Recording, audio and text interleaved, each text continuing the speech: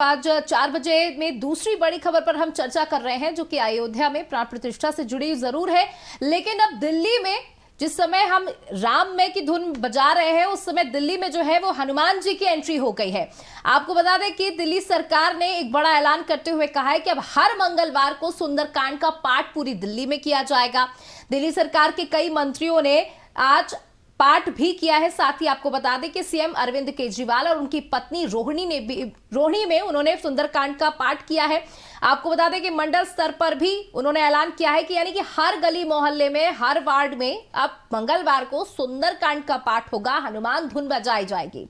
तो आपको बता दें हर महीने दिल्ली के अंदर 2600 से ज्यादा जगहों पर सुंदरकांड का पाठ किया जाएगा। बिल्कुल सौम्या, तो कहीं ना कहीं 22 जनवरी के प्राण प्रतिष्ठा से पहले आप पार्टी ने अपनी तैयारी शुरू कर दी है, जहां सुंदरकांड पर अब राजनीति तेज हो गई है। एएमआईएम चीफ असदुद्दीन ओवैसी ने आम आदमी पार्टी पर बड़ा हमला बोला है। अरविंद केजरीवाल की पार्टी को आरएसएस का छोटा रिचार्ज तक बता दिया है। बिल्कुल ईशा, जिस तरीके से अब एक तरफ राम मंदिर को लेकर राजनीति हम देख रहे थे, वहीं पर अब हिंदुत्व कहीं ना कहीं हिंदुत्व का कार्ड खेलने के लिए, हिंदुओं को अपनी तरफ करने के लिए, देखिए अभी तक निमंत्रण को लेकर के कोई चर्चा नहीं की गई। आम आदमी पार्टी की तरफ से कोई चर्चा नहीं हुई, लेकिन अभी तक इस तरीके की कोई बात सामने नहीं आई थी कि पाठ किया जाएगा। लेकिन ठीक तो देखिए चुनाव का भी वक्त है और राम मंदिर का ऐसा मुद्दा चल रहा है जहां पर बीजेपी को हर कोई जो है वो एक तरीके से बहुत ज्यादा अप्रेस कर रहा है इस चीज को लेकर के।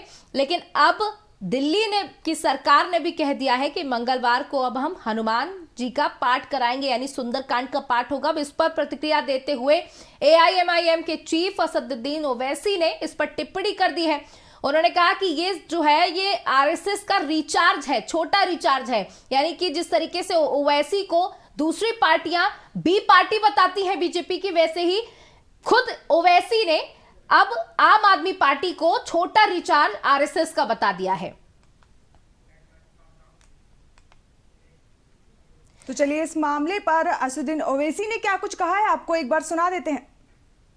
सर, आपने ट्वीट किया है छोटा रिचार्ज और क्या क्या बातें बोली हैं, किसके लिए बोला है आपने? मैंने जब ये मैंने देखा कि दिल्ली के मुख्यमंत्री और उनकी सरकार ये तय की है कि हर ट्यूसडे को वो सुरेंद्रकांड किताब पढ़वाएंगे, हनुमान चालीसा पढ़वाएंगे, तो उस पर मैंने ये किया है कि भाई आप लोग बीजेपी से क्या डिफरेंट हैं। आप में बीजेपी आरएसएस में कोई फर्क नहीं है।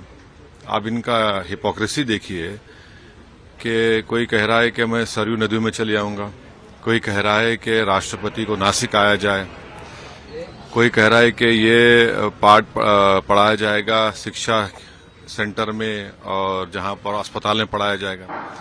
तो आप तो नरेंद्र मोदी की राह पर चल रहे हैं, जो वो कर रहे हैं आप वही करना चाह रहे हैं। तो आप में बीजेपी आरएसएस में क्या फर्क रहा है?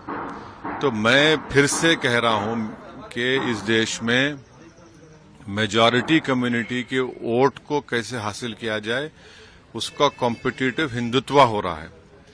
और मैं इस देश के मुसलमानों से अपील कर रहा हूं कि आप लोग देखिए ये जो खेल हो रहा है इसमें क्या हो रहा है बताइए। कॉम्पिटिटिव हिंदुत्व की पॉलिटिक्स को अपनाया जा रहा है। अगर अभी भी इस देश के सेकुलर जहन रखने वाले हमारे हिंदू भाई और मुसलमान जो इसको नोटिस नहीं लेंगे तो फिर नुकसान किसका होगा? भाई आपको शिकायत मुझसे होगी, बताइए इस पर क्या बोलेंगे आप?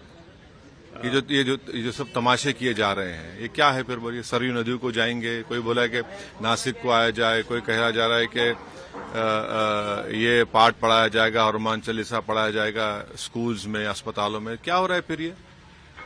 क्या ये कॉम्पिटिटिव हिंदुत्व नहीं है? क्या ये मेजॉरिटी कम्युनिटी के वोट को हासिल करने की पूरी कोशिशें नहीं की जा रही हैं? फिर कहां पर सेकुलरिज्म दफन हो गया? तो जैसा कि आपने असदुद्दीन ओवैसी को सुना, कहीं ना कहीं जो आप पार्टी है वो माइनॉरिटी की जो वोट है उन्हें जीतने के लिए ये सुंदरकांड कर रही है। ये विपक्ष